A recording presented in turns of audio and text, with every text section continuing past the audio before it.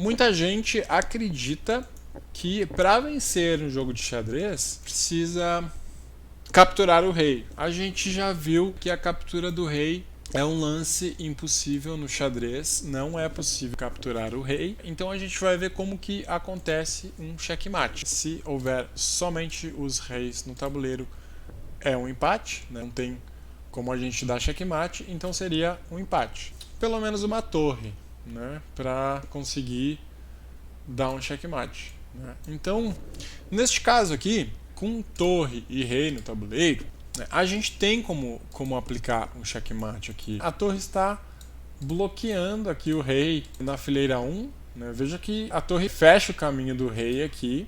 E aí a gente vai conseguir aplicar o checkmate. Né? Só que a gente precisa trazer o rei.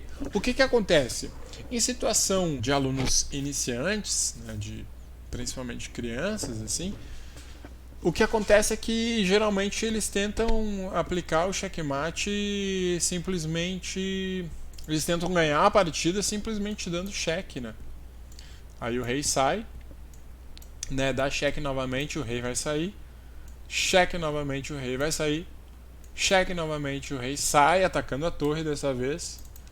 E aí a gente tem que fugir com a torre. E novamente o rei consegue, né, escapar do checkmate. Né? Então, se a gente usar somente uma peça para ficar dando cheque, a gente não vai conseguir ganhar essa partida. Né? A gente precisa obrigatoriamente trazer o rei para perto, né, para fazer uma combinação de ataque e aí sim conseguir aplicar o checkmate.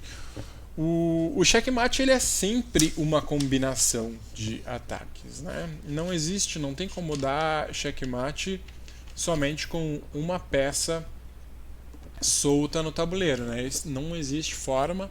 Precisa pelo menos peças de ataque ou peças de defesa que estejam bloqueando o rei. Então nessa posição é possível sim dar checkmate, né? A gente precisa, como eu já falei, trazer o rei. Né? Aí as brancas poderiam jogar atacando a torre aqui, né? E aí a gente teria que fazer uma jogada de tempo aqui tirando a torre, né? E aí as brancas trazem o rei. A gente vai trazer nosso rei também aqui, né? As brancas continuam trazendo, a gente traz de novo. E aí se as brancas jogarem rei D2, por exemplo, aqui a gente tem uma situação de oposição, onde os reis estão um de frente para o outro, e aí a gente consegue dar cheque, né? As brancas só vão ter a opção de jogar o rei na fileira 1. Aquelas três formas de se defender um cheque: andando com o rei, bloqueando o cheque ou capturando a peça. Neste caso, só é possível andar com o rei. A gente só pode andar com o rei, neste caso, né? E não pode andar com o rei para frente, aqui para a fileira 3, porque o rei das pretas está bloqueando aqui as casas, né, de fuga do rei. E da mesma forma, a torre bloqueia a fileira 2. Então, neste caso, o rei das brancas só pode recuar para a fileira 1 e aí as pretas vão conseguir encurralar o rei. Né? O checkmate é quando o rei está encurralado. Né? O checkmate não acontece quando a gente captura o rei inimigo. O checkmate acontece quando o rei inimigo está encurralado. E é isso que a gente vai buscar. Então a gente pode jogar aqui buscando encurralar o rei. As brancas podem jogar aqui ou D1 ou B1. Né? Então a gente vai jogar B1 atacando a torre. E aí a gente sai com a torre, né, sai do ataque para não perder a torre, porque se perder a torre é empate, e aí a gente é obrigado a fugir. A gente sai com a torre lá para o outro lado. As brancas fogem da oposição, porque se jogar em oposição as pretas dão o checkmate aqui em H1. Então a gente vai jogar A1 para fugir da oposição, e no caso das pretas darem o cheque e a gente consegue simplesmente andar para frente. Só que as pretas vão atrás de encurralar o rei, de não deixar opções para as brancas. Então a gente faz o lance rei B3 e agora repare que as brancas só tem um lance para fazer aqui, que é rei B1, reis em oposição.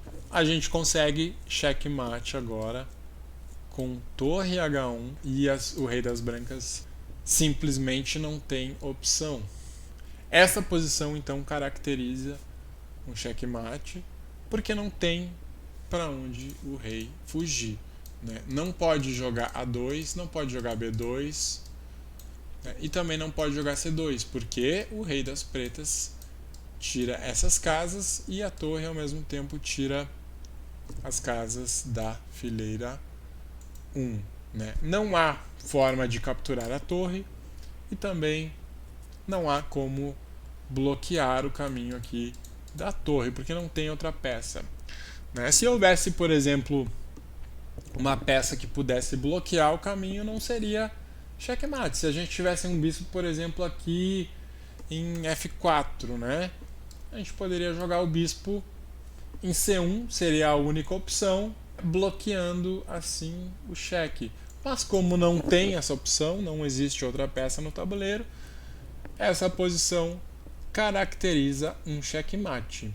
Outra situação comum assim seria quando a gente tem uma dama e a gente consegue fazer o lance aqui, né, o lance dama B2, né, a dama está defendida pelo rei e atacando o rei adversário. Esta é uma outra situação de checkmate que a gente vai aprender nos checkmates básicos. Então essa posição também caracteriza um checkmate porque o rei não tem para onde ir e está sendo atacado.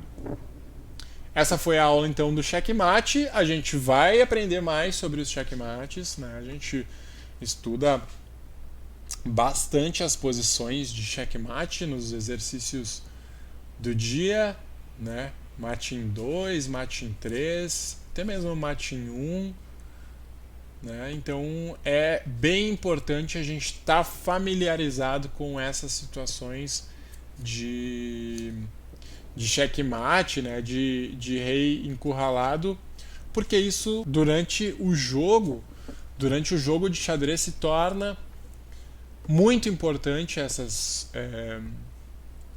posições de checkmate, porque acaba se tornando uma arma, né? Muitas vezes no jogo você não consegue aplicar o checkmate, mas você usa a ameaça de checkmate para criar uma outra ameaça, né, de ganho de material. Então, conforme o nível do xadrez vai subindo, é mais difícil aplicar checkmate. Só que você pode usar o tema do checkmate para criar alguma outra forma de ameaça, né? Que a gente vai ver mais para frente, né? Agora, por enquanto, é importante você se familiarizar com essa situação de checkmate, de rei encurralado, para poder utilizar, né, esses temas para criar essas situações durante suas partidas. Beleza? Bora para a próxima então. A próxima aula vai ser os tipos de empate.